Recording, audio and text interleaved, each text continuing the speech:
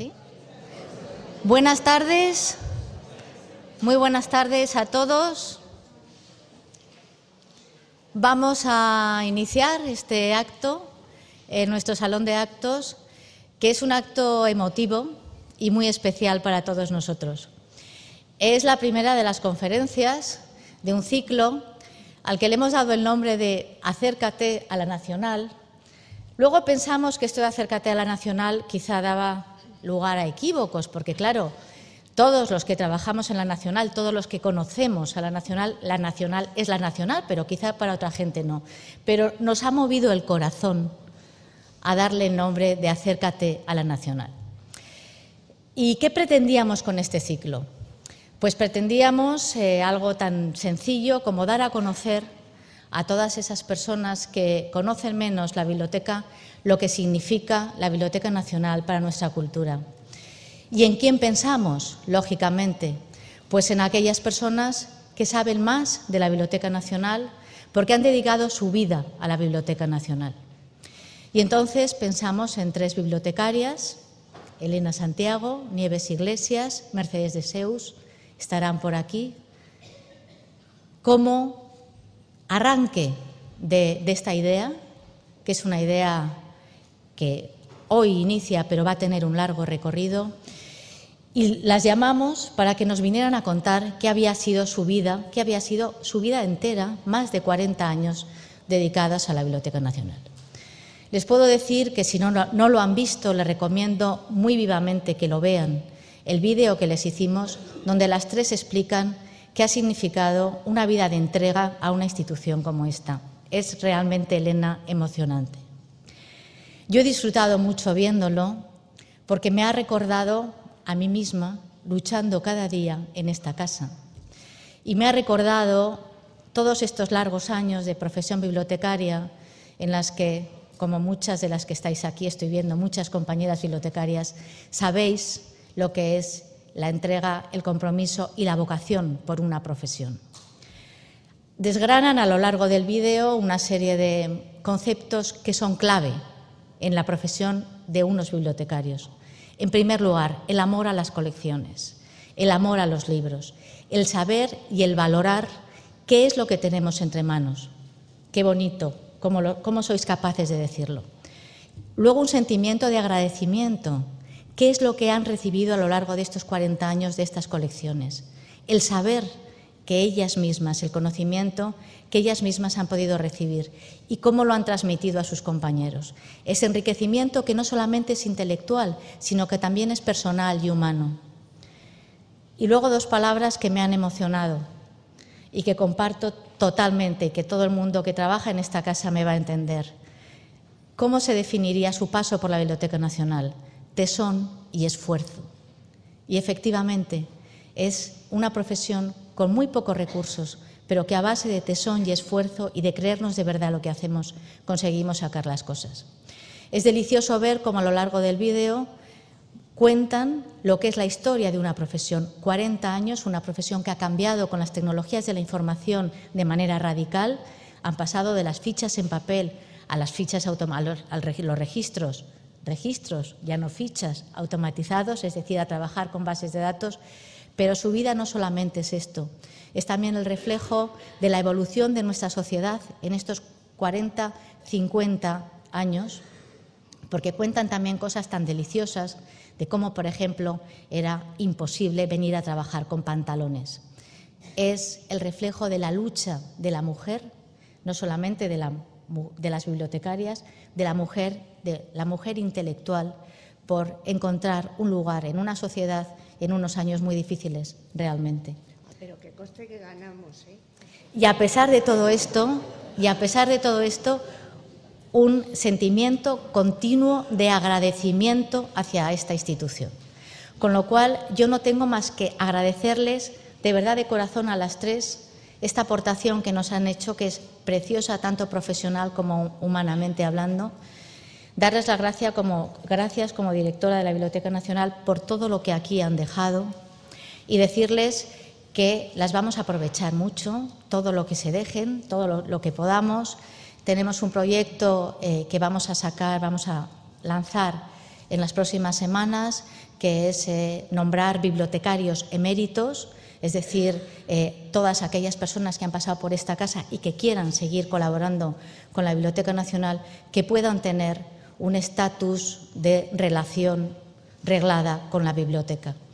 Así que muchísimas gracias a las tres y, como he dicho al principio, esto es solamente el inicio de un ciclo que luego va a contar con otras personas que también han pasado por la Biblioteca Nacional.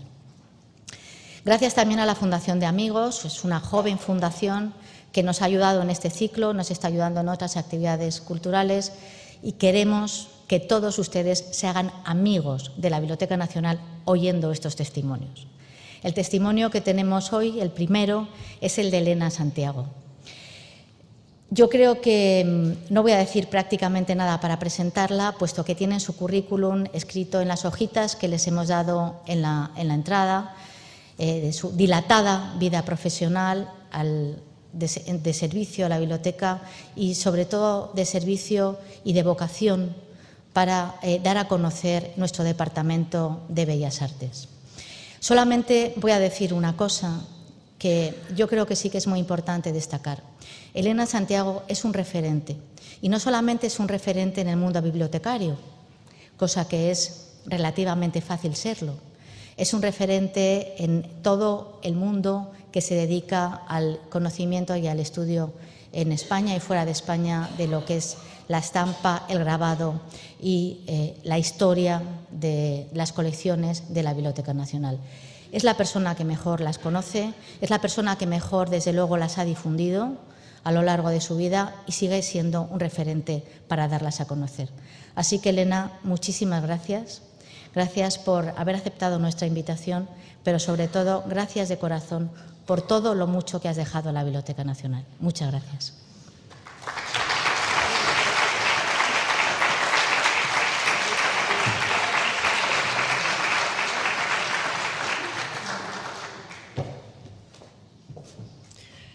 Buenas tardes. Bueno, se pueden suponer que estoy emocionadísima con las palabras de la directora.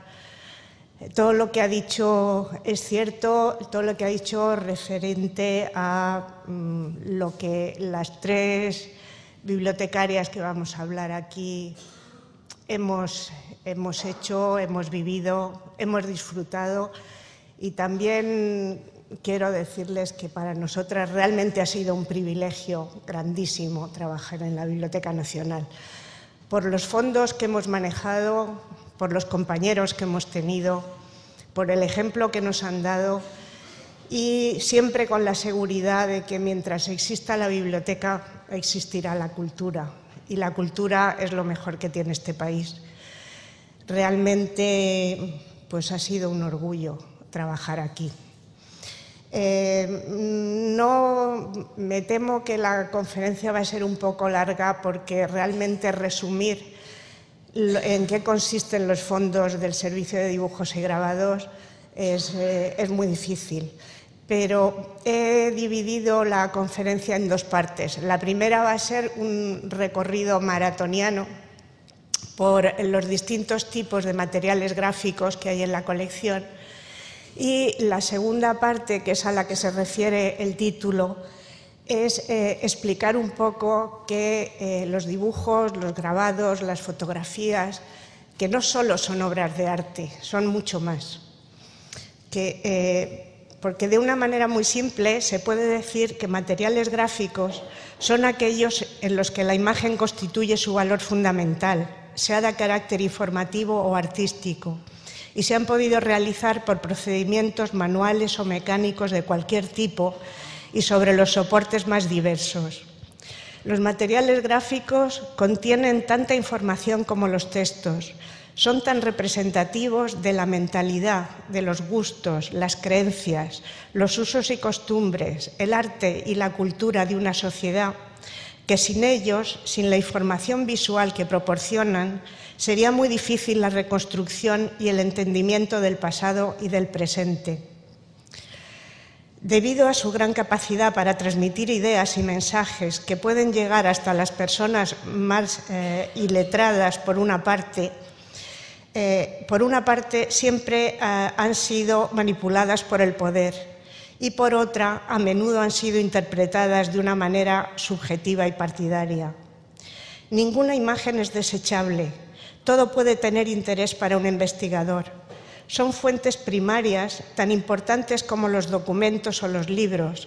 Por eso las grandes colecciones de materiales gráficos se suelen conservar en todo el mundo en las bibliotecas, junto con los libros, además de tener en común con esto su soporte, que ha sido hasta nuestros días el papel y en gran medida también el formato.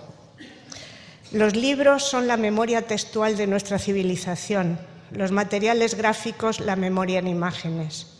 Las imágenes han acompañado siempre a los libros, apoyando, explicando o ampliando el contenido textual o simplemente embelleciéndolos. Y esta belleza ha sido la causa de que se arrancaran tantas imágenes, tantas estampas que se han vendido sueltas a lo largo de los siglos y que son un porcentaje muy grande de lo que se encuentra en el mercado anticuario. Ahora vamos a hacer un recorrido rapidísimo, si quieres bajar la luz, por favor, por lo que es la colección de... Bueno, a ver, ya me he equivocado.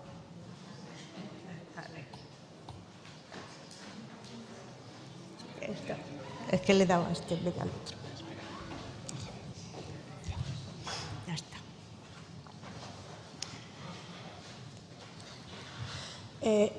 Primero unas cifras, porque es importante que tengan una idea del enorme volumen de la colección.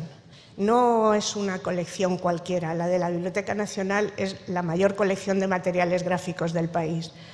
Hay 47.800 dibujos originales, entre los grabados sueltos y las colecciones 106.500, grabados en libros más de 500.000, retratos 38.000, exlibres 90.000, fotografías y postales fotográficas 2 millones, carteles antiguos 1.831 y libros 78.000. Ya sé que las cifras son un poco antipáticas, pero es que era muy importante. No es lo mismo tener una colección de 8.000, 10.000, incluso 100.000 obras que tener una de 3 millones. El Servicio de Dibujos y Grabados realiza todas las tareas que corresponden a una gran biblioteca o a un gran museo. Selecciona las obras para su adquisición, fomenta las donaciones de obras tanto por parte de los artistas, instituciones o particulares, investiga y cataloga todas las obras, porque, sobre todo en el fondo antiguo, para catalogarla antes hay que investigarla. A veces catalogar un dibujo puede llevar meses, porque un dibujo es una imagen y si no sabes la escuela, el siglo, el autor ni lo que representa, ¿qué pones en la ficha? ¿Qué pones en el registro? Hay que investigarlo. Difunde los fondos a través de catálogos impresos e informatizados, realiza exposiciones, atiende a los investigadores, colabora con otras instituciones y forma a nuevos bibliotecarios. Es el proceso entero, lo hace el servicio. Empecemos por la colección más rara, la de los dibujos. Naturalmente, la colección más importante es la de los dibujos españoles. También hay una colección muy importante de dibujos italianos, sobre todo del siglo XVII y XVIII, franceses del siglo XVIII, portugueses, flamencos y holandeses. Hay una importante colección de dibujos de arquitectura, hay una curiosa colección de dibujos de niños de la Guerra Civil y dibujos para tebeos. Voy a poner un mínimo ejemplo de cada una de las colecciones para que se den cuenta de que no solo la colección es enorme en cantidad, es excelente en calidad. De los 11 aproximadamente dibujos que en el mundo se reconocen como originales de Velázquez, la biblioteca tiene 5. 5 dibujos de la categoría de esta bellísima cabeza de muchacha.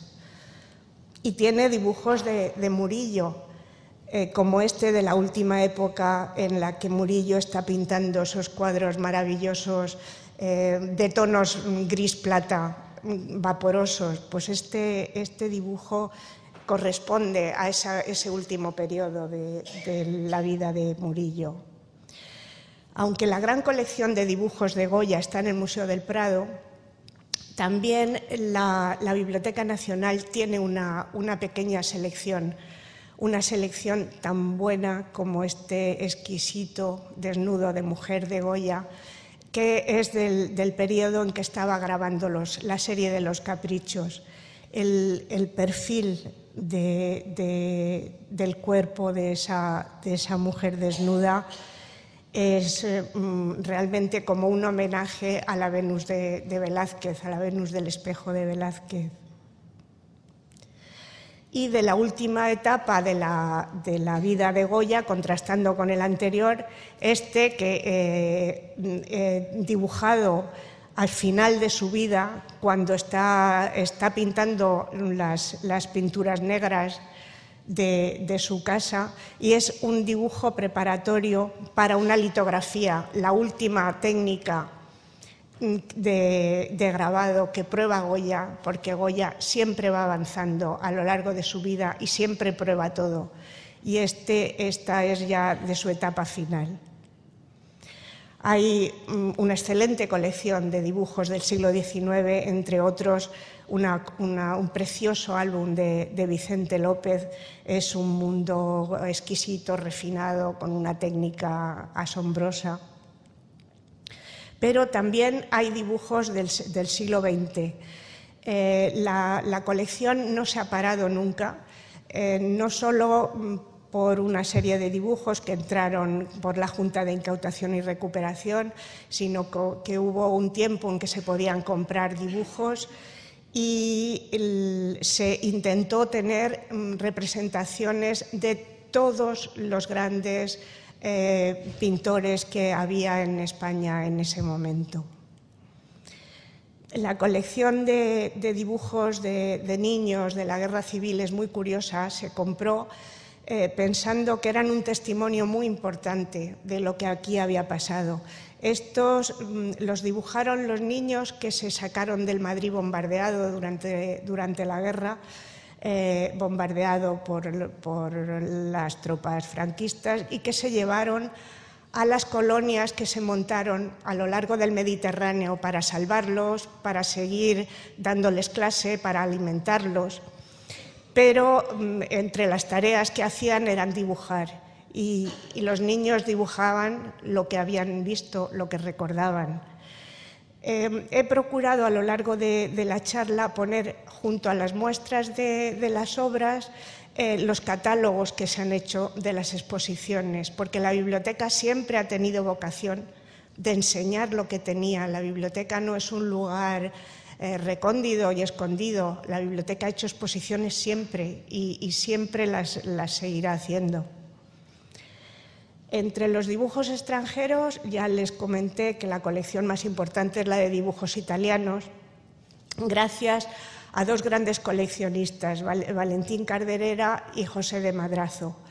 Los dos vivieron en Italia mucho tiempo y los dos aprovecharon su estancia para comprar lo mejor que podían con su presupuesto. Los dibujos italianos, sobre todo del siglo XVII y XVIII, son tan buenos que cuando se hicieron dos exposiciones en Italia, causaron gran asombro porque no se lo esperaban, porque la colección era desconocida. Hay unos pocos dibujos de los Países Bajos, pocos pero buenísimos. Este es un dibujo típico para grabar, en el que el pintor le da instrucciones al grabador de cómo tiene que hacer la estampa. Y este es un ejemplo importantísimo de los dibujos de arquitectura. Es un dibujo de 1563 de Gaspar Becerra, un discípulo de Miguel Ángel, en el que se ve, muy bien, aquí la influencia de Miguel Ángel de las tumbas de los Médicis, como pueden ver. Naturalmente esto las monjitas pues no lo podían admitir en su retablo y entonces le obligaron a hacer una alternativa arquitectónica para esa zona del retablo. El retablo ardió, desapareció por completo y se sustituyó por otro, y el único rastro que queda de este magnífico retablo es este dibujo de la Biblioteca Nacional. Se hizo un primer catálogo de los dibujos de arquitectura, un segundo catálogo del siglo XVIII, también importantísimo, y ya está trabajándose y casi terminado el catálogo del siglo XIX, con lo cual se dará a conocer toda la colección de dibujos de arquitectura antiguos. Pero la colección no se para, siempre la biblioteca quiere estar al día.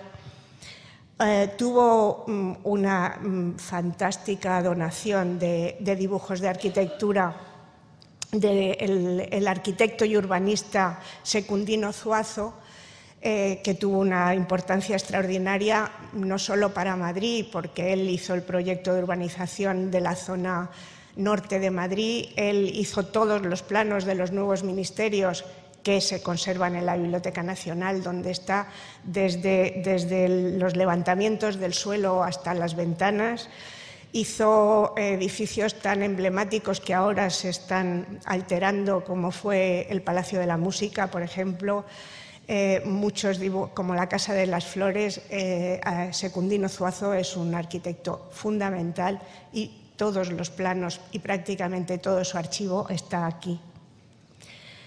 Pero sigamos más adelante. Afortunadamente contamos con el apoyo incondicional de arquitectos tan importantes como es Antonio Fernández Alba, que no solo nos dona dibujos originales de sus obras, sino que está haciendo una auténtica labor de captación de otros planos de arquitectura, hablando con otros arquitectos para que los donen a la biblioteca, y recientemente se ha hecho una interesantísima exposición de las últimas donaciones de planos de arquitectura del siglo XX.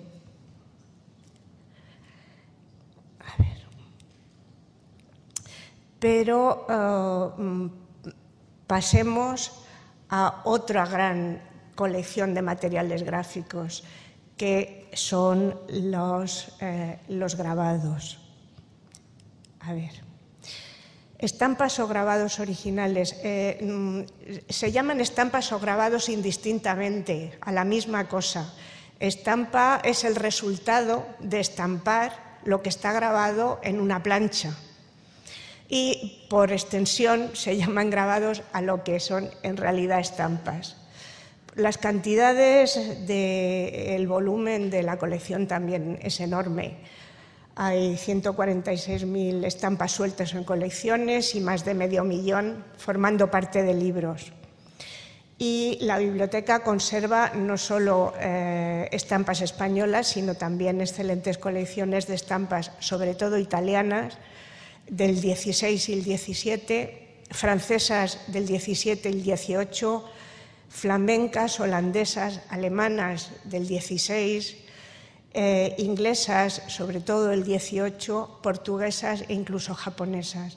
Como pueden ver, es una colección amplísima y buenísima. Yo no sé si les voy a aburrir utilizando tanto la palabra buena, excelente, pero es que es verdad. Esto es un poquito de historia. Entre los años 1943 y 1979, 5 bibliotecarias revisaron 93.880 libros de los distintos depósitos de la biblioteca.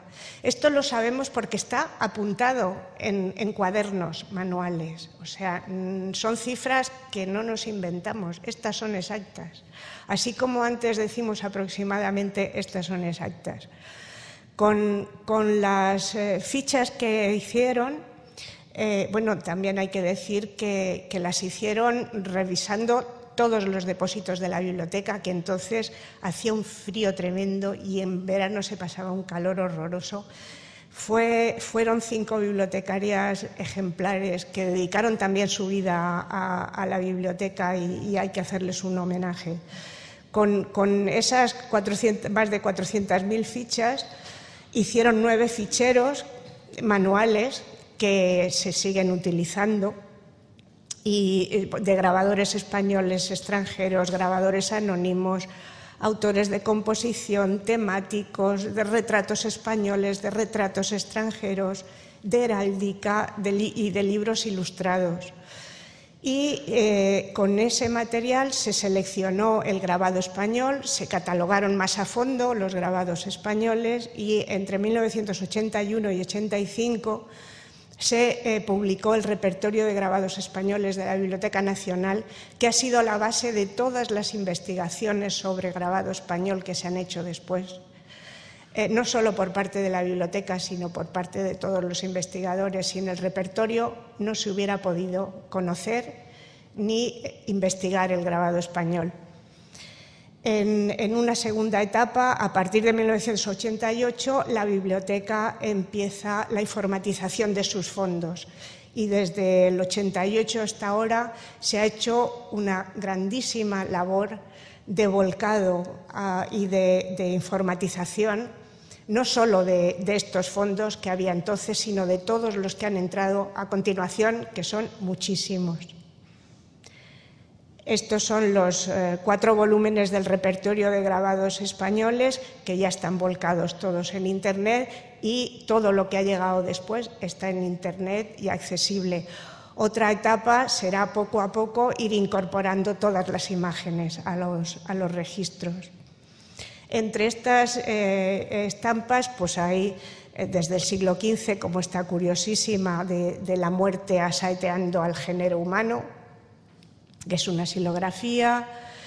Este es del siglo XVI, una de las famosísimas estampas del Escorial que mandó grabar Felipe II y Juan de Herrera, su arquitecto, para difundir por el mundo entero la imagen del Escorial, su gran logro y su gran orgullo.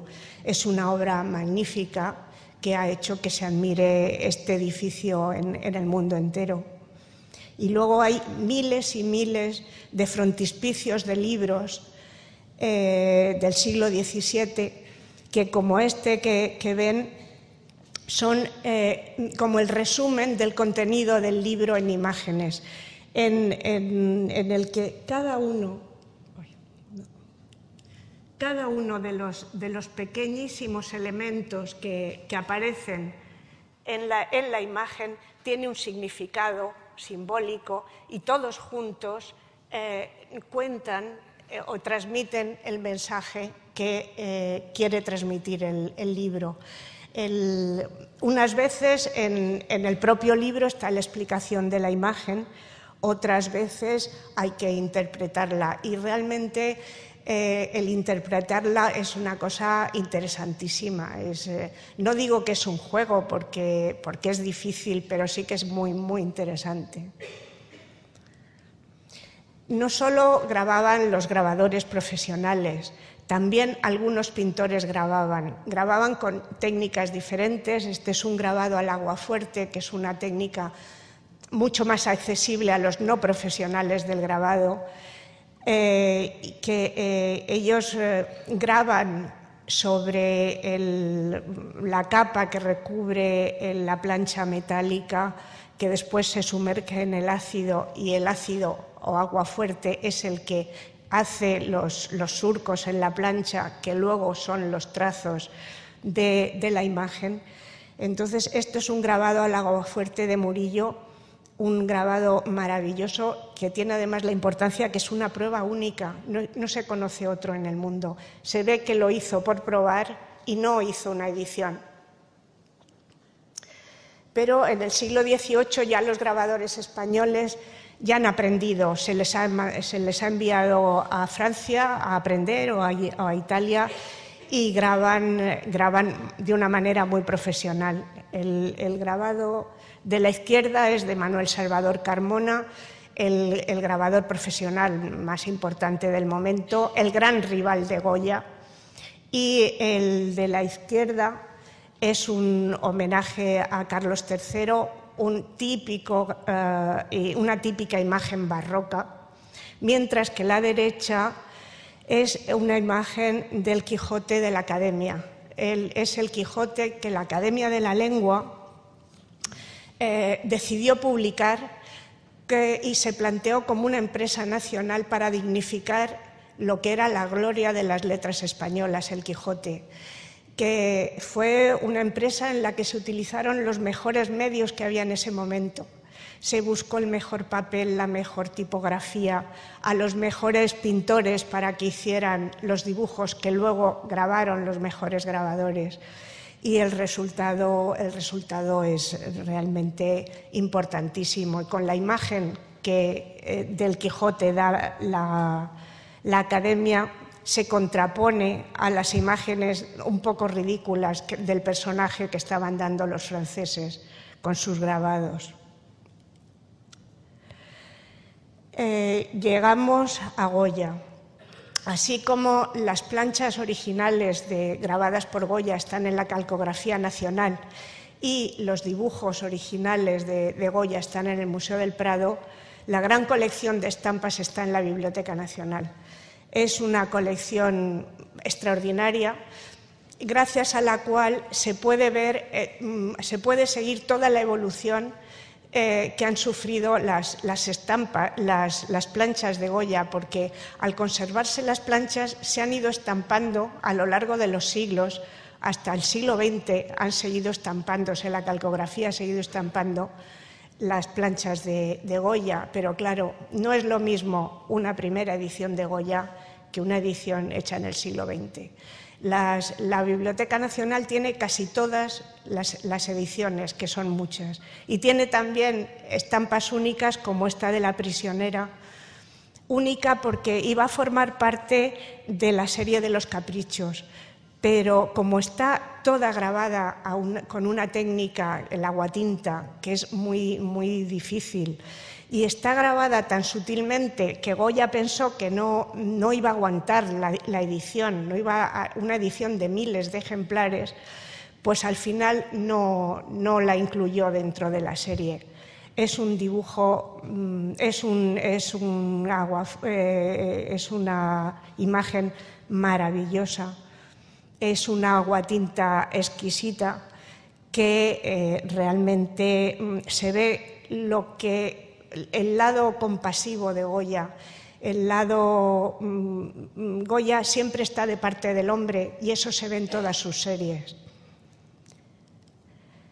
La biblioteca, además de todas las ediciones, tiene un gran conjunto de pruebas de estado de Goya.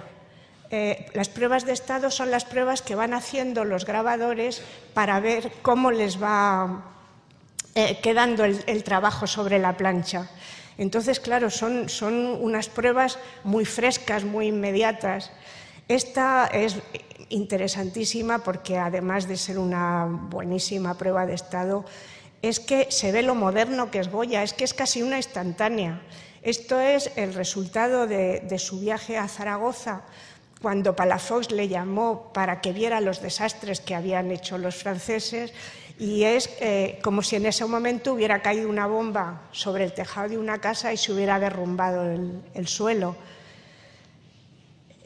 Miren la modernidad de esta imagen. Y naturalmente no podía faltar un estupendo ejemplar del Coloso, que es una aguatinta bruñida, una imagen impresionante por el personaje y por la técnica. Hay muy pocos ejemplares en el mundo del Coloso de Goya. Del siglo XIX están representados todos los grandes grabadores españoles del siglo XIX. Hay, por ejemplo, una buenísima colección de grabados de los Fortuny padre e hijo, de los cuales se hizo un catálogo completo de la obra, un catálogo crítico de la obra grabada de Fortuny, y se hizo una exposición con una selección. Del siglo XX, este es muy, muy divertido porque es un grabado de Ricardo Baroja, donde representa todos los tipos madrileños por excelencia: el cura, el señorito, el chulapo, el chico y, naturalmente, el piropo, que es una de las cosas que se dice que es típica de Madrid. Y no se sabe si el personaje que se ve ahí es Valle Inclán.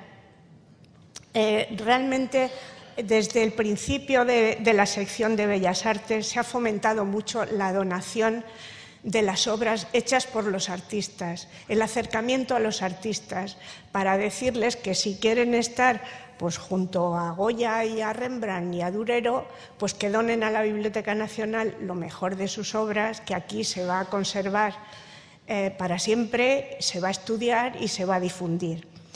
En estos momentos será director de la sección de estampas Barcia, Ángel María de Barcia, un personaje extraordinario, un sabio. Él era artista y bibliotecario y sacerdote. Y era una persona con una visión, con una sensibilidad y con una sabiduría extraordinaria. Y él era amigo de todos los artistas y los artistas le donaban sus obras, como estas. Ricardo Baroja hizo una selección de sus mejores obras y las donó a la biblioteca.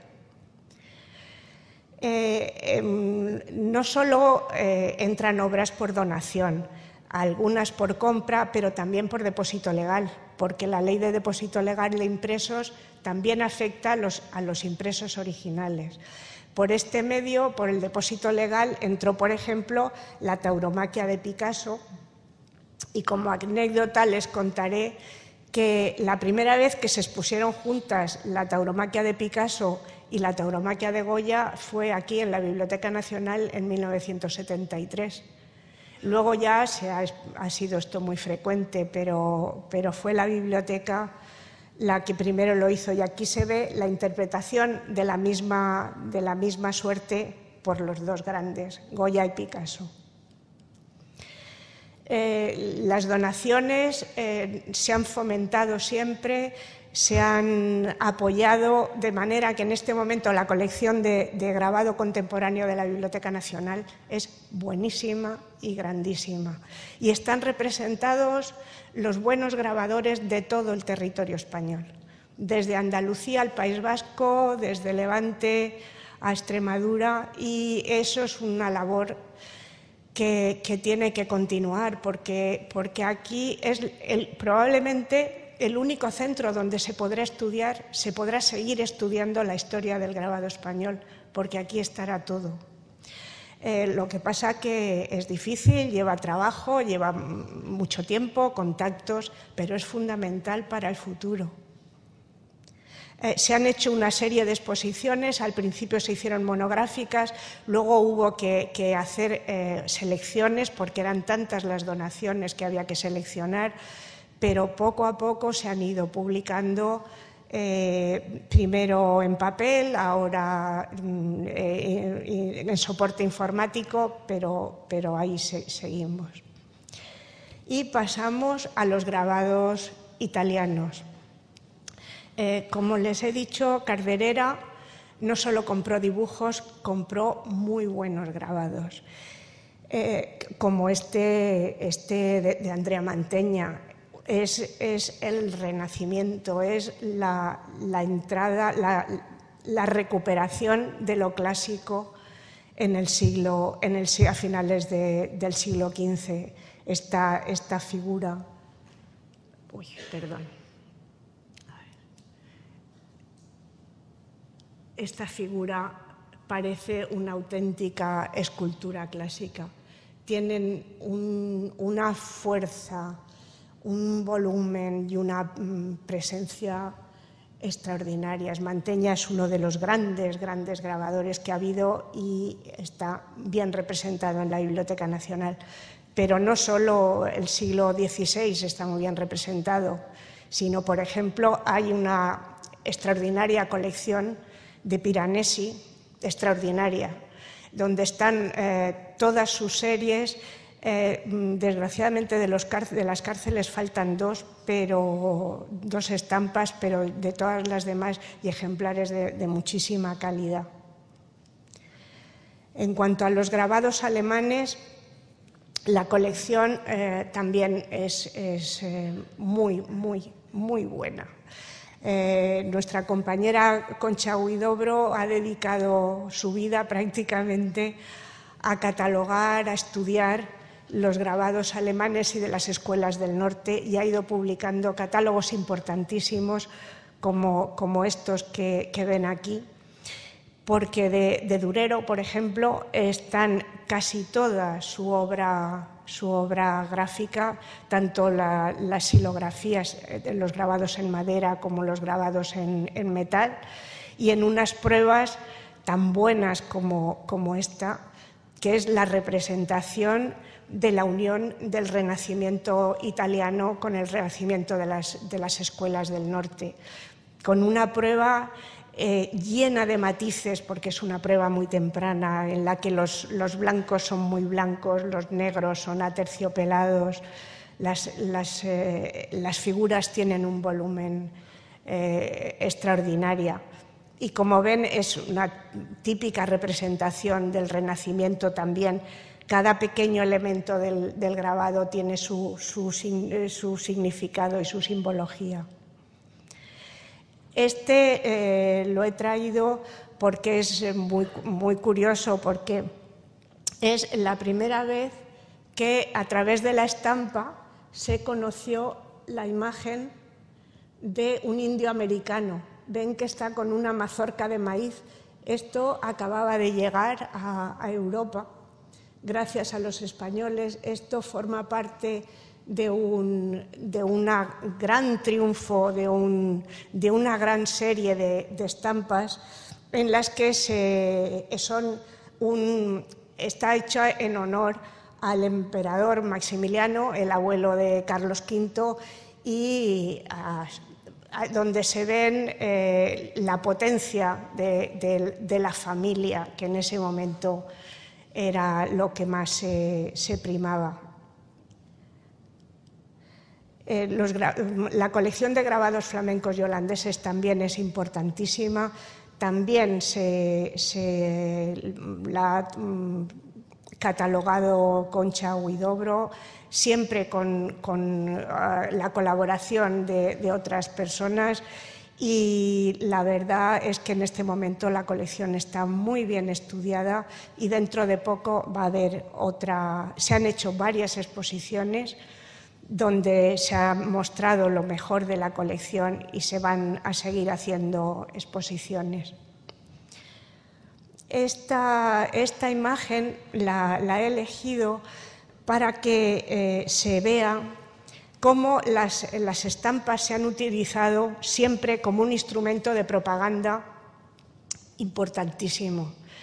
Se expuso, entre otras muchísimas, cerca de 1000, en una exposición que se llamó Los Austrias grabados de la Biblioteca Nacional, donde se veía cómo la imagen se ha utilizado como medio de propaganda y cada uno interpretándola en su beneficio, o sea, cada uno dando su versión de la cuestión.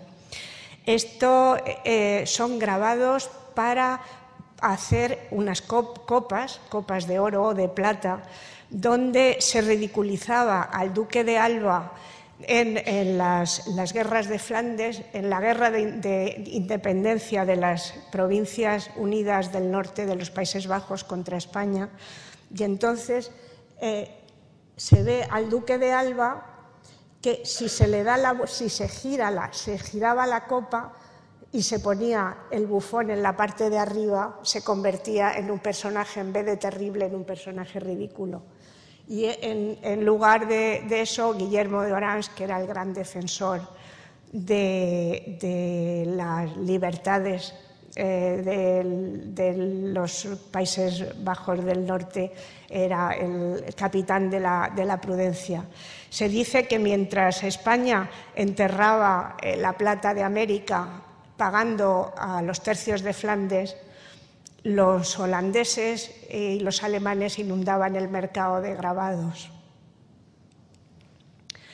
Pero también a través de los grabados se difundieron las doctrinas, la doctrina católica a partir del Concilio de Trento. Se hicieron miles de estampas religiosas, también en los Países Bajos, donde estaban en ese momento los mejores grabadores, y se difundieron por toda Europa. La colección de estampas religiosas, tanto de gran formato como de estampitas de devoción de la biblioteca, es importantísima, tanto porque se puede apreciar la maestría de estas estampas, como porque en las estampitas se ve cómo evoluciona un prototipo hecho por un gran artista, cómo va evolucionando y va siendo cada vez como más popular y se termina convirtiendo en una imagen popular. Rubens y Van Dyck. Los grandes pintores se dieron cuenta que la manera de difundir su obra era a través de las estampas, porque claro, un cuadro es único y una estampa es múltiple. Y a través de las estampas se conocieron sus composiciones en el mundo entero. De hecho, la iconografía de Van Dyck, que es la iconografía de Van Dyck, fue una serie de retratos de los personajes más importantes de su época que dibujó Van Dyck, grabó él mismo unos cuantos como este, sobre todo grabó los retratos de sus amigos, los pintores, y luego grabadores profesionales grabaron el resto de las imágenes. Bueno, pues la iconografía de Van Dyck sirvió de modelo a todos los pintores a partir de él por las posturas, la elegancia de sus ademanes, la elegancia de sus vestidos. La iconografía de Van Dyck tuvo una trascendencia grandísima siempre.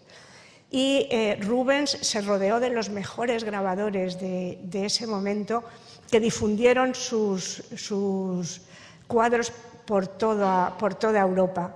Y próximamente creo que se va a hacer una gran exposición Rubens y Van Dyck, el grabado flamenco, en la Biblioteca Nacional. Rembrandt no podía faltar en las colecciones.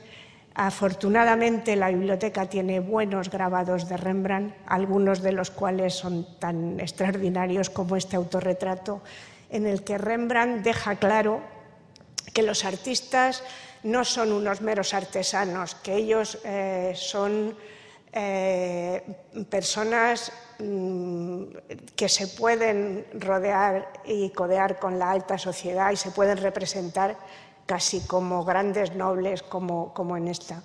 Esta prueba es muy interesante porque aquí tiene retoques a lápiz hechos por la propia mano de Rembrandt. Rembrandt enseguida tuvo seguidores de sus grabados que le compraban todo lo que grababa, y gracias a eso hay colecciones muy buenas de grabados. De Rembrandt se han hecho varias exposiciones y varios catálogos de la obra en la Biblioteca Nacional. Aquí se ve, por ejemplo, lo moderno que era Rembrandt. La parte de arriba de esta dormición de la Virgen casi parece un Picasso. Está hecha con una agilidad y una soltura tremenda. No podía faltar Callot, el gran grabador ítalo-francés, que hizo la primera serie de los desastres de la guerra, pero con un sentido muy diferente a los desastres de Goya. Y hay una estupenda colección de grabados franceses del 18 que son, vamos, la esencia del rococó. Esto no puede ser más rococó. La pintura rococó francesa se divulgó por toda Europa a través de los grabados, naturalmente. La colección de grabados ingleses no es tan grande, pero es muy interesante. También se han mostrado. Y lo que sí que es interesantísima es la colección de retratos ingleses grabados al humo.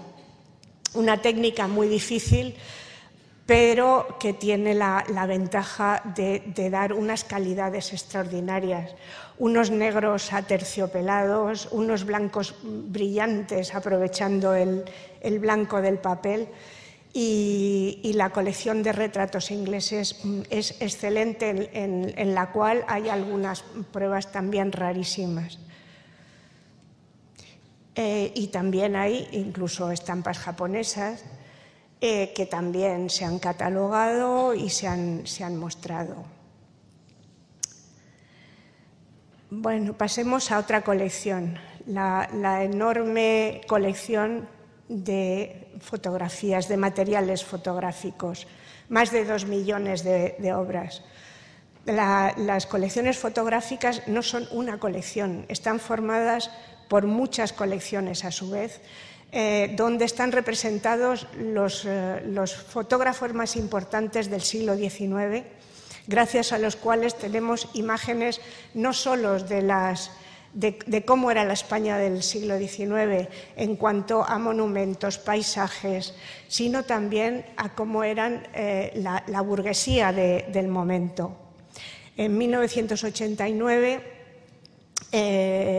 Isabel Ortega y Gerardo Kurz y un grupo de personas hicieron un barrido por toda la biblioteca, localizando todos los materiales fotográficos que había en los depósitos, en los distintos depósitos, los reunieron, los clasificaron, los ordenaron y publicaron esta guía inventario con más de 1.700 reproducciones, y la colección ha seguido aumentando, se ha seguido catalogando, y en este momento a través de Internet tienen acceso no solo a los registros, sino a muchas imágenes de estas colecciones, por ejemplo, de los famosísimos Clifford, Lauren, con todas sus distintas facetas, monumentos, reproducciones de cuadros, reproducciones de la armería, de las colecciones reales, etc. Y lo que son importantísimas son las colecciones iconográficas. Manuel Castellano, que es el personaje de la izquierda, era pintor, era un pintor de historia y pintor de toros, pero era además un gran coleccionista, un apasionado coleccionista que se dedicó a comprar a los fotógrafos los álbumes de modelos que ellos tenían, que después compró la Biblioteca Nacional. Y gracias a los álbumes de Castellano y a otros muchos álbumes de otras colecciones, tenemos fotos de los personajes más importantes del mundo de la cultura, de la burguesía del momento. Y no solo eso, sino tenemos imágenes, por ejemplo, del Madrid en plena transformación. La desamortización en toda España tuvo una trascendencia enorme, porque se derribaron muchísimos conventos, los conventos con sus huertas, con sus terrenos, y en ellos se construyó un nuevo Madrid. E incluso, por ejemplo, tenemos casi paso a paso la transformación de la Puerta del Sol, de la antigua Puerta del Sol a la moderna Puerta del Sol, que sigue en continua transformación. No sabemos hasta cuándo, pero siempre es. Yo creo que es una de las transformaciones continuas. No se sabe muy bien, hasta le han cambiado el nombre, que eso ya sí que es difícil de entender, pero bueno. Siempre la iconografía ha sido un deber de la biblioteca, reunir las imágenes, los retratos de los españoles, porque es muy importante, porque es la memoria de los españoles, teniendo en cuenta que los que se retrataban en grabado eran siempre los poderosos, Pero después, cuando se vulgariza la fotografía, pues ya se retrata a todo el mundo, pero también la gran burguesía. Y se han ido comprando colecciones de retratos. Por ejemplo, está el archivo Gienes, me imagino que conocerán al personaje de la izquierda. Gienes, a todo el personaje que pasaba por Madrid le fotografiaba. Entonces hay fotografías de Omar Sari, de Ava Gardner, de todos los grandes actores y actrices españoles. Hay una colección estupenda de Antonio, de Rosario y Antonio. Otras colecciones como la de Lagos, que hay intelectuales, escritores. Y otra colección importantísima, estas dos son colecciones de fotos y postales de circo y espectáculos, donde hay fotos tan curiosas como esta de Jeanne Avril, que le sirvió de modelo a Toulouse-Lautrec para hacer su famosísimo cartel. El archivo fotográfico de la Guerra Civil Española es fundamental para conocer lo que pasó. Es un archivo que del bando republicano y del bando nacional, es un archivo que se ha utilizado mucho, que pertenecía al Ministerio de Información y Turismo y que pasó porque se utilizaba como propaganda, y que pasó a la Biblioteca Nacional y que también se está tratando y cuidando y ordenando de manera que cada vez se da a conocer mejor. Esto es una imagen de las Brigadas Internacionales del Madrid con sacos terreros. Y otra colección efémera, importantísima, que justifica lo que dije al principio, que cualquier imagen, por pequeña que sea, por intrascendente que parezca, es fundamental para reconstruir lo que ha sido la vida en cada momento de la gente corriente. Son las imágenes que se hacen para un momento y que luego se tiran, pero por lo general están hechas por los mejores diseñadores, porque ahora, pues ustedes lo saben, la propaganda para la televisión la hacen los mejores directores y para los mejores fotógrafos. Y esto siempre ha sido igual. Y hay todo tipo de pequeñas imágenes gracias a las cuales se puede reconstruir toda la vida de una persona, desde el anuncio de que ha nacido un niño hasta el anuncio de que ha muerto una persona. Y nuestra compañera Charo Ramos, en un trabajo ímprobo de años de paciencia, pudo poner en orden estas pequeñas, más de 100.000 obras, las clasificó, hizo un método de ordenación que es modélico para poder manejar esta masa ingente de materiales, poderla clasificar y que sea representativa. Hay pues, todo tipo de cosas, desde calendarios hasta etiquetas de tabaco y, bueno, por ejemplo, una exposición que se hizo hace pocos años, El arte de la belleza, era una preciosidad porque había todo tipo de envoltorios, de polveras, de perfumes, de barras de labios, hechos por unos diseñadores estupendos. En la colección de Eslibris también hay tres colecciones muy importantes y que son interesantísimas porque se ve el cambio de estética de finales del siglo XIX a principios del siglo XX y finales del siglo XX. El paso del Art Nouveau al Art Deco se ve perfectamente en estos Eslibris, en estas marcas de propiedad de los libros. Y está publicado el catálogo de los Eslibris españoles y falta por publicar el de los Eslibris extranjeros, que esto lo hicieron dos bibliotecarias del equipo aquel antiguo que les decía, María Luisa Molina y Consuelo Angulo, que hicieron un trabajo extraordinario en los años 60, 50, 60. También es muy interesante la colección de carteles antiguos, porque otro bibliotecario se dio cuenta de que los carteles no solo eran interesantes por la imagen, sino por la cantidad de información que tenían. Entonces empezó a reunir carteles sobre todo de toros, de circo y también de anuncios publicitarios. Y se catalogaron también, y en el 2002 se hizo otra exposición, se llamó Memoria de la seducción, que es lo que pretenden los carteles. La colección de carteles de la Guerra Civil también es muy, muy interesante, sobre todo son carteles catalanes. Y también el Servicio de Dibujos y Grabados tiene muchos libros.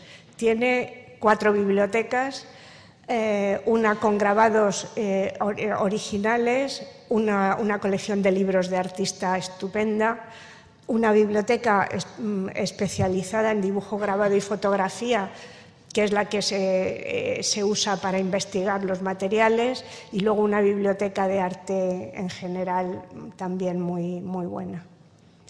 Hay entre estos libros maravillosos con encuadernaciones extraordinarias.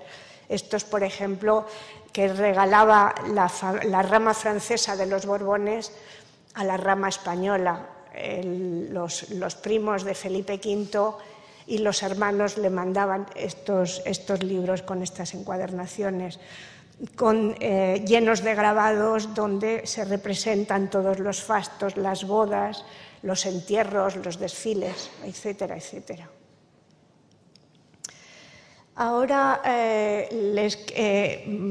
pasamos a la segunda parte, que son 2 ejemplos que justifican el título de la conferencia.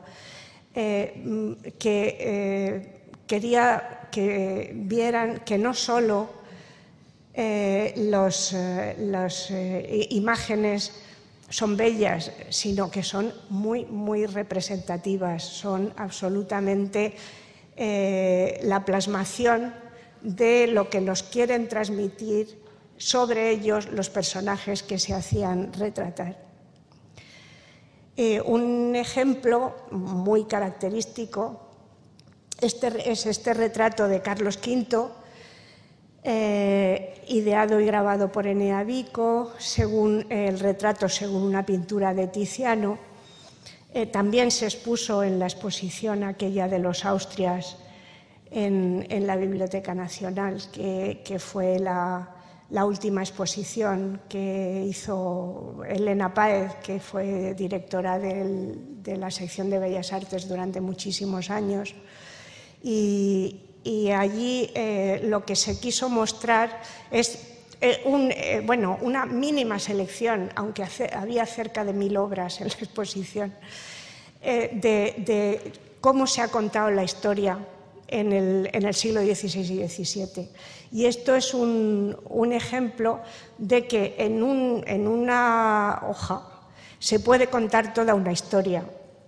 Aquí, si se lee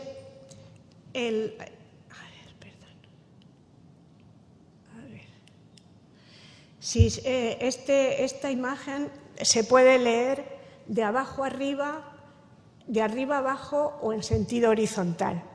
Y lo que quiere decir es que Carlos V es un César, se representa a la romana dentro de un arco clásico, un César que ha vencido a los príncipes alemanes y a los turcos, que los ha vencido gracias a Minerva, a la fuerza, pero a la Minerva que también simboliza la verdad al estar desnuda, pero también a la clemencia, porque un príncipe no solo debe ser guerrero y triunfador, debe ser clemente. Y eso, gracias a eso, luego puede defender, puede ser un triunfador, aquí está con la rama de laurel y aquí está representada el águila de vencedor. Eso si lo leemos de abajo arriba, pero si lo leemos en sentido vertical, tiene más o menos la misma lectura con otra simbología. Esto es que la justicia, ayudada por la verdad, hace que se triunfe sobre la irracionalidad que era la religión de Mahoma. Y dice que la Iglesia, si el César defiende a la Iglesia, tiene que ser clemente y podrá vencer también a los príncipes alemanes protestantes. De manera que cada pequeño elemento de una imagen tiene un significado. Este es Carlos V como gran príncipe cristiano. Naturalmente, en el siglo XVII ya no era el gran César, era el valido, y el conde duque de Olivares se representa más o menos con los mismos atributos, con los atributos de Hércules, la fuerza, de Minerva, con el escudo de la Gorgona que paraliza a los enemigos, como triunfador, con las palmas y las trompetas de la victoria, coronado por la serpiente que se mueve la cola, que es la eternidad, y las palmas. Realmente era tan poderoso que se podía representar así. En cambio, esta es una típica representación de un monje, escritor, sabio, iluminado por la luz divina, que es la que le inspira lo que está escribiendo. Ven que el rayo de luz que viene de la ventana le ilumina la cabeza, le ilumina el cerebro, la inteligencia, y baja hasta la mano, y la mano baja hasta la hoja de papel. Todo ese rayo de luz, la sabiduría, la inspiración divina, está dedicada a que escriba un libro sobre la Inmaculada. Era monje, pero era noble, de ahí su escudo, importantísima la heráldica en los retratos. Todo el que se podía poner un escudo en el retrato se lo ponía, cierto o inventado, pero se lo ponía. Y el reloj, que es el paso y la fugacidad del tiempo. Contrastando con estos retratos oficiales, protocolarios, un retrato íntimo, otro dibujo maravilloso de Velázquez, otro dibujo de una persona a la que él conoce muy de cerca, con esa típica mirada que tienen los retratos de Velázquez, que parece que miran hacia adentro en vez de hacia afuera. Es simplísimo y bellísimo. Un retrato muy familiar de los padres del grabador, en los que ha hecho un trampantojo, o sea, él quiere confundir el ojo imitando un grabado pinchado en la pared, diciéndonos que es como si estuviera en la realidad pinchado y en realidad es ficticio. Y en contraste con el de Carlos V, este retrato de Isabel II, lo que es la fotografía, sin ningún tipo de adornos, ya Isabel II mayor, es un retrato muy impresionante. Y ya voy a terminar, que ya es muy tarde, para que veamos que a través de los grabados se ha plasmado los grandes intereses de la humanidad. ¿Y cuáles son los mayores intereses? Pues el amor y la muerte. Son dos temas que siempre han interesado al hombre. ¿Y cómo los han representado?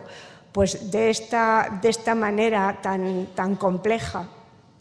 Es el combate entre la razón y el amor. Entonces, esto es una representación de este combate elaborado en la corte florentina, en Florencia, en el siglo XVI, donde se ve que hay dos equipos.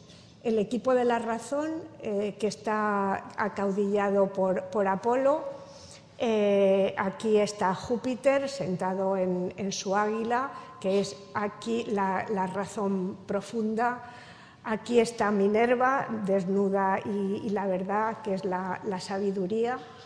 Hércules, que es la sabiduría y la fuerza profunda. Y en el lado contrario está Eros con su madre Venus, Vulcano, que le está pasando las flechas del amor para que se lo dispare al equipo contrario. Estos son los dioses, debajo de ellos están los hombres, que si están bajo los que promueven el amor irracional, el amor loco, pues terminan mal, sojuzgados.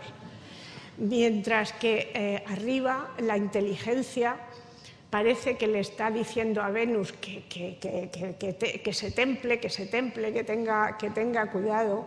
Lleva un corazón en llamas que se dirige a la otra parte, a la parte de los de la inteligencia. Aquí está la trompeta de la fama, que si se pone de parte de lo de la concupiscencia termina en humo. El humo está invadiendo toda esta parte irracional, mientras que aquí se va despejando porque aquí impera la razón. Bueno, pues todo eso lo dice esta imagen. Es realmente una representación absolutamente contraria a esta ya de finales del siglo XVI y principios XVII, donde la doctrina católica impone una visión del amor. Pues es el amor, el matrimonio, que es eterno, que es el pacto entre el hombre y la mujer, que representa también el pacto entre Jesucristo y la humanidad, donde se prima la labor hogareña, el trabajo en el campo, el pan y el vino, que recuerda las bodas de Caná, que suscita la imagen de la multiplicación por los hijos, y aquí el pañuelo de la virginidad. Realmente esta es una imagen muy característica de lo que está difundiendo los jesuitas y el catolicismo en ese momento. Goya, como siempre, original. En esta estampa, que también es única, que en principio iba a formar parte de los caprichos y luego pensó que mejor que no, porque enseguida se empezó a identificar a este personaje con Goya, a este personaje con la duquesa de Alba. Y realmente es uno de los grabados de Goya que más controversia ha suscitado, porque hay otra versión. Unos dicen que es eso, que es que Goya se aferra a la duquesa de Alba que le había traicionado. Esto es completamente absurdo.